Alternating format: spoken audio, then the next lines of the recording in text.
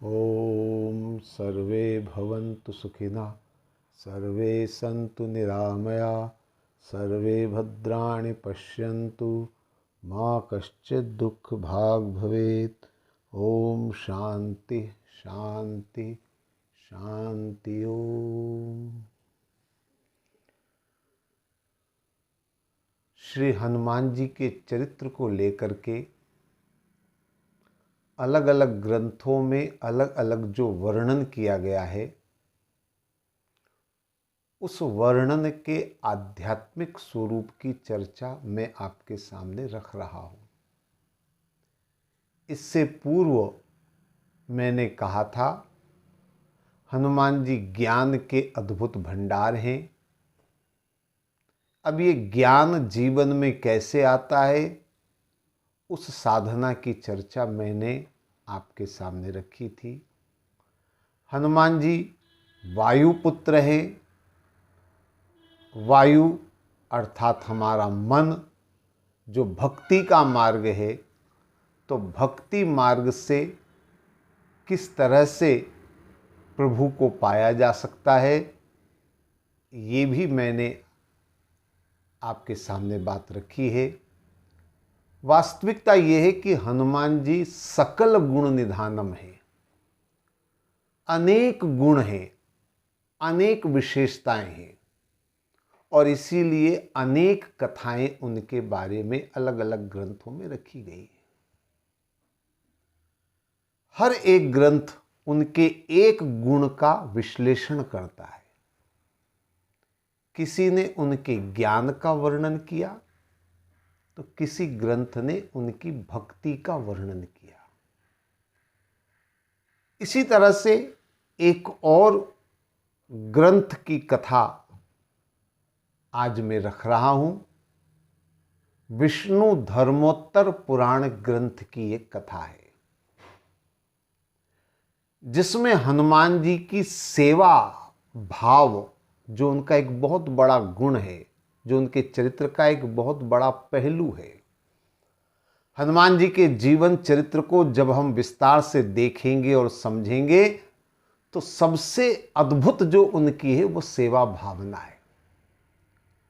उनके संपूर्ण जीवन का लक्ष्य अगर है, तो वह है प्रभु राम की अपने आराध्य की सेवा। अब इस सेवा भाव के लिए किस तरह की साधना हमें करनी है, जिससे हमारे अंदर सेवा भाव उत्पन्न हो, उसी को लेकर इस विष्णु धर्मोत्तर पुराण में एक छोटी सी कथा है। वो कथा ये है कि एक बार रावण पुष्पक विमान में बैठकर जा रहा था। कैलाश पर्वत के ऊपर से वो जा रहा था। अचानक उसका विमान अवरुद्ध हो गया। उसकी नजर नीचे पड़ी। जब उसकी नजर नीचे पड़ी तो उसने देखा एक बहुत विशालकाय बानर कैलाश पर्वत पर। रावण को अचंभा हुआ, क्योंकि कैलाश पर्वत भगवान शंकर का स्थान, जहां रावण अक्सर पहुंच जाया करता था, क्योंकि रावण भगवान शंकर को अपना गुरु, अपना आराध्य, अपना इष्ट मानता था। इससे पहले कभी कैलाश पर्वत पर ऐसा बंदर देखा नहीं। तो रावण को अचंभा हुआ, ये कौन है इतना बड़ा बांदर। तो रावण विमान से नीचे उतरा। जब नीचे उतरा और उसने बांदर को देखा, तो उसको हंसी आ गई। दरअसल बांदर नहीं था, भगवान शंकर के गणों में जो सबसे प्रमुख गण है नंदेश्वर। नंदेश्वर बानर की तरह से वहां पर्वत पर बैठे हुए थे। बानर की आकृति दिखाई दे रही थी, पर वो बानर नहीं थे, वो नंदी थे, नंदेश्वर थे। तो रावण हंसने लगा, और हंसते हुए रावण बोला, हे, इस नंदी को कैसी मूर्खता सूझी, ये बंदर बना हुआ। नंदेश्वर को रावण की इस बात से बड़ा क्रोध आया, और क्रोध जब आया तो रावण ने जब हंसी उड़ाई नंदी की, तो नंदी ने कुपित होकर के श्राप दिया कि हे रावण, आज मेरे इस रूप को देखकर तुम हंस रहे हो, एक दिन तुम्हें इस रूप के खातिर रोना पड़ेगा।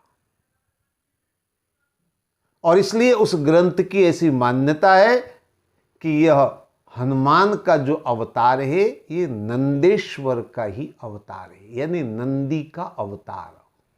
जब हनुमान जी ने लंका जलाई, लंका को जलते हुए देखा तो रावण को रोना पड़ा, रावण के आंसू निकल आए। तो ये जो श्राप नंदी ने दिया था उसका प्रतिफल रावण को मिला। तो इस ग्रंथ के अनुसार हनुमान जी नंदी के अवतार हैं, न शंकर के अवतार हैं, न शंकर पुत्र हैं, न वायु पुत्र हैं, न केसरी पुत्र हैं, बल्कि वो नंदी के अवतार हैं। ऐसा ही हनुमान नाटक ग्रंथ में भी वर्णन आता है, जिसमें ये कहा गया कि लंका जलते हुए देख करके रावण को याद आया कि एक बानर के रूप में नंदी ने मुझे श्राप दिया था, आज वो फलित हो रहा है और मुझे लंका पर रोना पड़ रहा है, लंका नगरी के जलने पर मुझे आंसू बहाने पड़ रहे हैं। तो ये जो छोटा सा वर्णन है, अब थोड़ा इसको देखने और समझने का प्रयास करें, आध्यात्मिक रूप में इस बात को हम देखें और समझने का प्रयास करें। देखिए, रावण विमान में बैठकर जा रहा था, कैलाश पर्वत पर उसका विमान अवरुद्ध हुआ, ये कथा है। देखिए, रावण आप सब जानते हैं, रावण पंडित था, विद्वान था, चारों वेदों का ज्ञाता था, शास्त्रों का मर्मज्ञ था, ब्राह्मण है, महाज्ञानी है। तो रावण ज्ञानवान है, इसके साथ साथ रावण लंकाधिपति है। लंका के बारे में आपने सुना होगा, भोगावती जस अहिकुलवासा, अमरावती जस शक्र निवासा, और तिनते अधिक रम्य अति बंका, जग विख्यात नाम तिहि लंका। स्वर्ग की अमरावतीपुरी और पाताल की पुरी से भी ज्यादा वैभवशाली लंका नगरी थी। यानी रावण धनवान भी है, ज्ञानवान भी है। लेकिन अक्सर ऐसा होता है, जहां ज्ञान अधिक हो, जहां धन अधिक हो, वहां अहंकार उत्पन्न हो जाता है।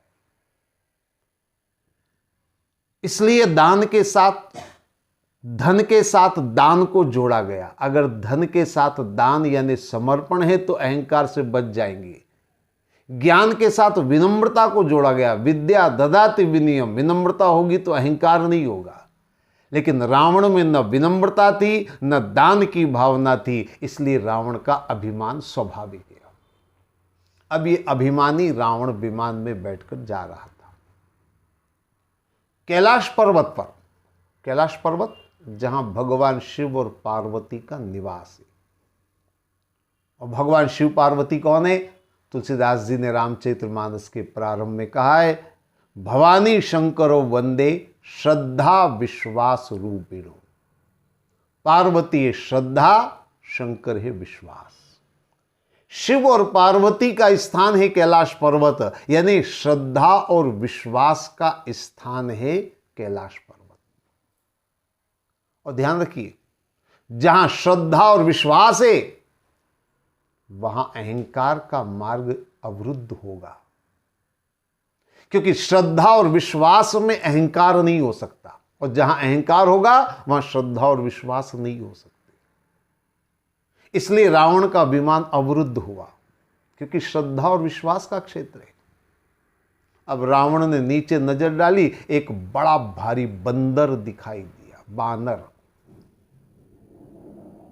पास में जाके देखा तो पता चला वो नंदी है। नंदी भगवान शंकर के अनन्य प्रिय सेवक माने जाते, भगवान शिव के साथ अभिन्न जुड़े हुए।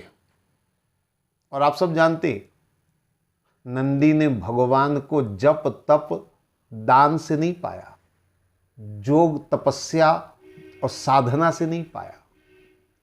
नंदी जो भगवान के प्रिय हैं, वो केवल नंदी भगवान की सेवा में लगे रहते। सेवा से उन्होंने भगवान को पाया। सेवा धर्म, धर्म का एक बड़ा महत्वपूर्ण अंग है सेवा धर्म।